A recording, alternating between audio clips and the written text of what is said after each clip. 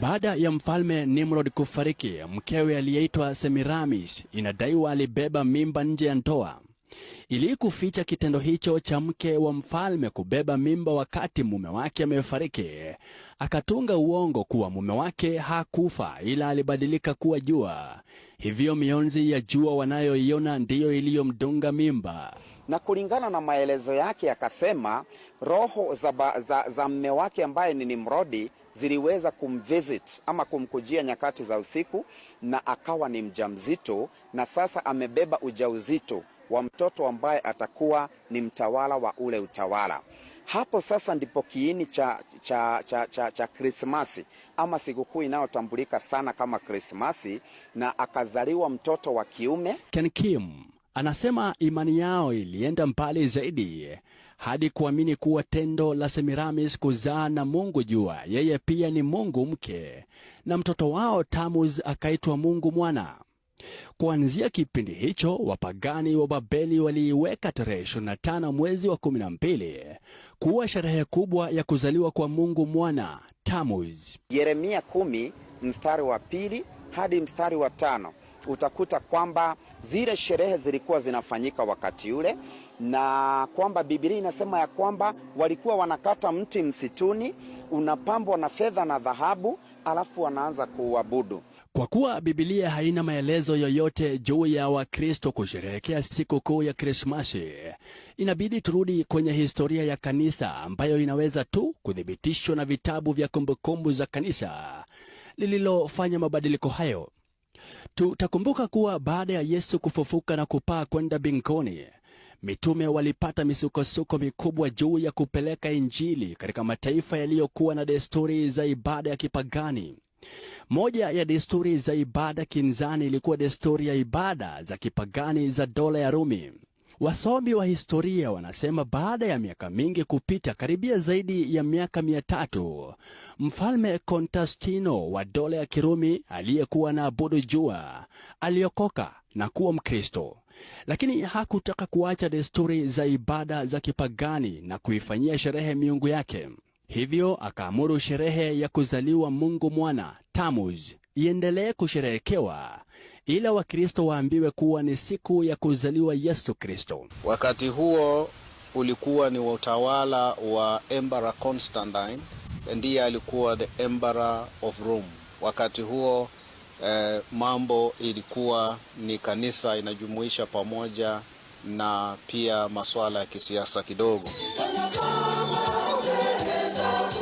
Katika kipindi hicho cha mageuzi ya Rumi, ikiwa wakati mchakato wa kutafuta mwafaka kati ya wapagani na Wakristo, ndipo kanisa la Rumi, yani Roman Catholic, lilianzishwa rasmi. Kwa mujibu wa kitabu cha The Compact History of Roman Catholic Church, ukurasa wa 30, imeandikwa nikinukuu: hiyo ilikuwa hatua ya kwanza tu. Konstantino alipokuwa mfalme pekee mwaka wa 324 AD, alianza kuunga mkono Ukristo kwa bidii, akiona hatua hiyo kama nguvu mpya ya kuunganisha watu ndani ya milki ya Kirumi, ikichukua nafasi ya miungu ya Kirumi. Konstantino alijenga makanisa, alipitisha sheria za kuheshimu Jumapili, Krismasi na sikukuu zingine za Kikristo. Mwisho wa nukuu. Askofu George Mechumo wa ACK Dayosisi ya Bungoma anasema kabla ya Konstantino kubuni siku ya tarehe 25 kuwa sikukuu ya kuzaliwa kwa mwana wa Mungu, Wakristo walikuwa na siku zingine walizopendekeza kuwa sikukuu, ila mfalme huyo akatoa amri inayofuatwa hadi leo. Mambo haya aliyafanya, hata mojawapo ya masuala ni ya kwamba yeye ndiye aliidhinisha siku ya 25 kuwa ndiyo siku ya ibada za kuadhimisha kuzaliwa kwake Yesu Kristo kila mwaka. Na sisi tulikuwa tunapingana kati ya siku tatu.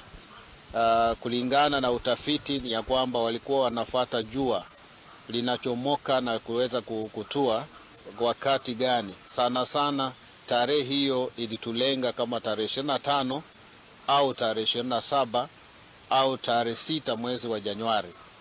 Lakini sasa kwa sababu ya kutetateta hivyo, ndipo Emperor Constantine akasema sasa mtaadhimisha tarehe 25, na ndipo tukaanza kufata ule utaratibu mpaka sasa hivi. Historia pia inaeleza kuwa katika kipindi hicho cha kuingiza mapokeo kanisani, wakati Rumi ya kipagani inageuka kuwa Rumi ya Kikristo, kwa masharti ya wafalme kuingia na desturi za ibada zao zilizokuwa zinapingana na desturi za ibada au maagizo ya Mungu, vilizuka vita nyingine kati ya Wakristo waliosimamia ukweli wa Biblia na Wakristo wa Rumi.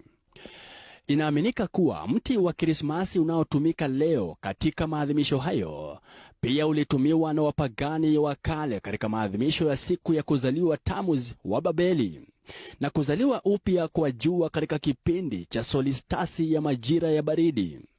Maswali ambayo Wakristo wengi wanaendelea kujiuliza ni je, kwa nini Mungu hakuona haja ya kuwa na siku au tarehe ya kuadhimisha kuzaliwa kwa Yesu Kristo ili mitume na Wakristo wa kwanza waiadhimishe? Kama kweli kuna haja ya kuadhimisha kuzaliwa kwa Yesu Kristo, kwa nini isiwekwe tarehe na mwezi mwingine badala ya tarehe 25 Disemba, mapokeo ya ibada za miungu? Jambo hili ni nzuri kwa sababu linatufanya ya kwamba tunakuwa na uaminifu na subira katika Kristo Yesu. Ukisoma kitabu cha Yeremia 51 ukasoma mstari wa 6, mstari wa 7 hadi mstari wa 9, Biblia inasema tokeni Babeli.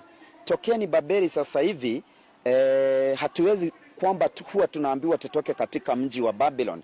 Babylon sasa hivi ni nchi ya Iraq.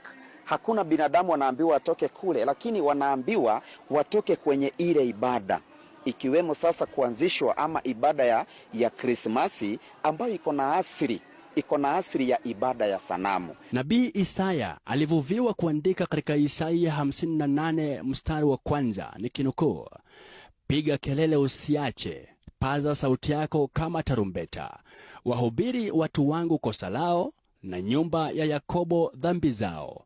Mwisho wa nukuu. Mimi ni Mike Kagwongo, TV 47.